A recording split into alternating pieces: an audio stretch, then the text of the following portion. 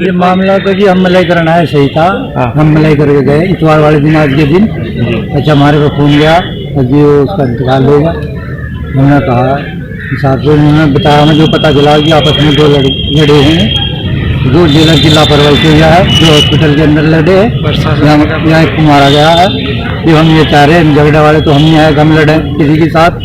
एक बच्चा 8-9 साल का, माँ 70 साल की होगी दादी। देखिए, ये सहारनपुर जिला कारागार है। इसमें दो बंदी विरुद्ध थे, एक का नाम आजम है और एक का नाम अनवर।